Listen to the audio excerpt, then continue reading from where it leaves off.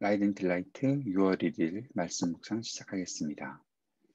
거룩하신 아버지 하나님, 오늘도 저희들에게 새 날을 허락해 주시니 감사와 찬양을 올려드립니다. 주의 말씀 붙잡고 살아갈 수 있도록 오늘도 성령께서 우리를 충만케 하여 주옵소서. 예수님 이름으로 기도합니다. 아멘.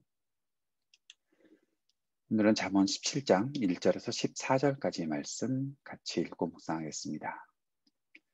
많은 빵 한 조각을 먹으며 화목하게 지내는 것이 진수성찬을 가득히 차린 집에서 다투며 사는 것보다 낫다. 슬기로운 종은 부끄러운 일을 하는 주인집 아들을 다스리고 그 집 자녀들과 함께 유산을 나누어 받는다. 도가니는 은을, 화덕은 금을 단련하지만 주님께서는 사람의 마음을 단련하신다. 악을 행하는 사람은 사악한 말에 솔깃하고 거짓말을 하는 사람은 중상하는 말에 귀를 기울인다.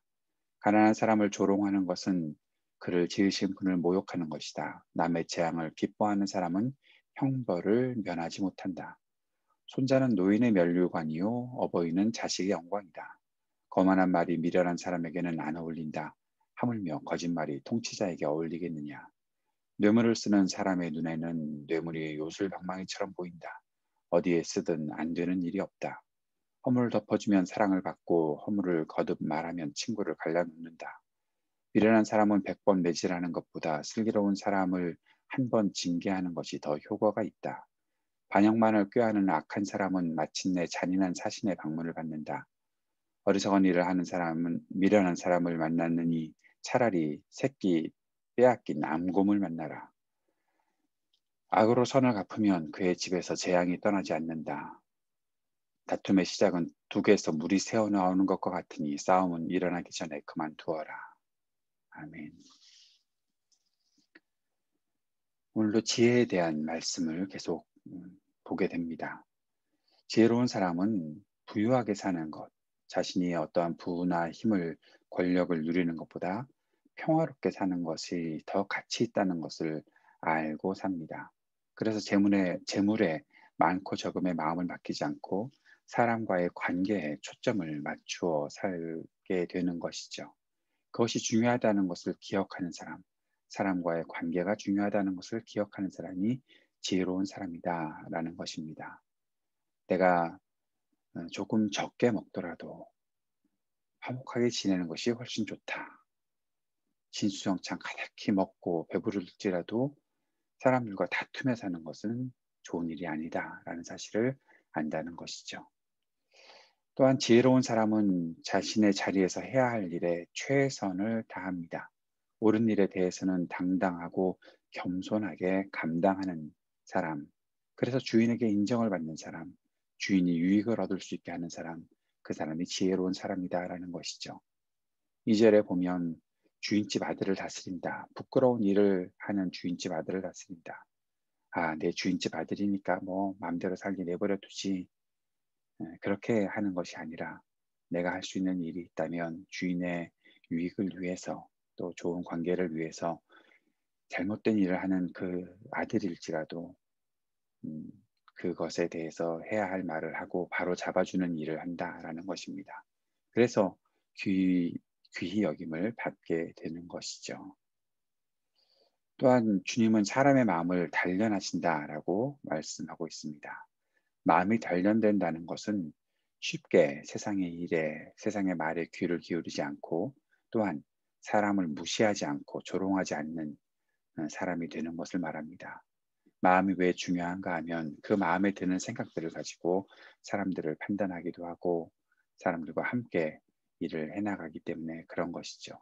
그런데 마음이 단련되지 않으면 결국 사람을 무시하고 조롱하고 악한 사람들의 말에 솔깃해하고 거짓 말을 하는 사람의 그런 말에 귀를 기울이는, 그리고 가난한 사람이 있으면 조롱하고 하는 것, 그런 일들이 벌써 내 마음이 병들었다라는 것을 가르쳐주고 있는 것이죠.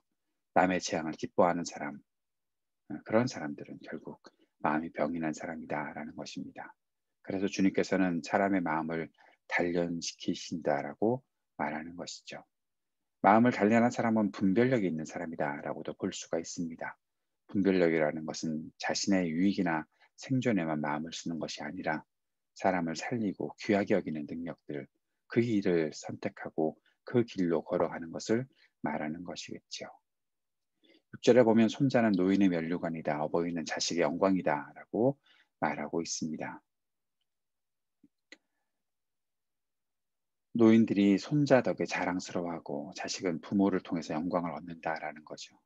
가족의 구성원들이 지혜롭게 살며 서로의 영광을 누릴 수 있게 한다는 것을 말하고 있다라고도 볼 수 있겠습니다. 지혜라는 것이 밖에서 자신을 드러내고 그렇게 나를 높이는 일에 사용되는 것이 아니라 가족 안에서 특별히 자녀를 양육할 때 사용되는 것이라는 사실을 알 수 있게 해주는 교훈이다 볼 수 있습니다. 지혜는 사람을 살리는 말, 진실한 말, 정직한 말, 그리고 진실하고 정직한 태도로 살아가는 것을 말하는 것입니다. 관용적인 태도를 갖게 하는 것이 바로 지혜입니다. 사람들과의 신뢰 관계를 형성하는 것도 바로 지혜입니다. 지혜는 자신의 욕심 때문에 관계를 깨뜨려 버리는 것, 내 이기적인 욕망 때문에 나 자신만 피하고 나 자신만 살 길을 열고 그렇게 나가고 다른 사람들을 고통에 빠지게 하는 일, 그런 것은 지혜가 아니지요. 자기 욕심에 초점을 맞추어서 사람의 관계를 깨뜨리는 것은 결코 지혜로운 일이 아니다라는 사실을 오늘 말씀을 통해서도 볼 수가 있습니다. 오늘 이 말씀들을 보면서 지혜로운 사람이 사람의 관계를 중요하게 여긴다라는 사실을 생각하고 또 마음을 단련해서 사람을 살리는 일을 하고 분별력 있게 살아간다는 것도 다시 한번 마음속에 담아두었으면 좋겠습니다. 그리고 지혜로운 사람이 가정에서 자녀를 올바르게 양육한다는 사실을 깨닫고 우리 자녀들 또 우리 가족들 주님의 은혜 안에서 함께 화목하게 또 주의 교훈을 배우고 가르치며 살아갈 수 있도록 주님 우리 안에 지혜를 허락하여 주옵소서. 기도하는 이 아침 되었으면 좋겠습니다. 오늘도 여러 기도의 제목들을 가지고 주님 앞에 기도하며 나아갑시다. 특별히 중남미와 아프리카를 비롯한 코로나 백신을 공급받지 못하는 지역의 선교사님들께 백신을 접종할 수 있는 기회를 마련하는 운동인 세이프 미션스 백신 프로젝트, 이 일을 위해 기도해 주시기 바랍니다. 우리 교우들의 가정과 자녀들, 청년들을 주님께서 지켜주시고 성숙한 믿음을 가질 수 있도록 역사해 주옵소서. 기도해 주시기 바랍니다. IT를 위해서 이동열 선교사님 사역을 위해 계속 기도해 주시고 미얀마의 민주화 운동을 위해 인종차별과 혐오 범죄가 멈추기를 위해 입양인 시민권 법안의 통과를 위해 기도해 주시기 바랍니다. 새로운 목사님의 청빙 과정을 위해서 기도해 주시고 이 땅에 세우신 주님의 교회들의 부흥을 위해서도 기도해 주십시오. 함께 기도하겠습니다.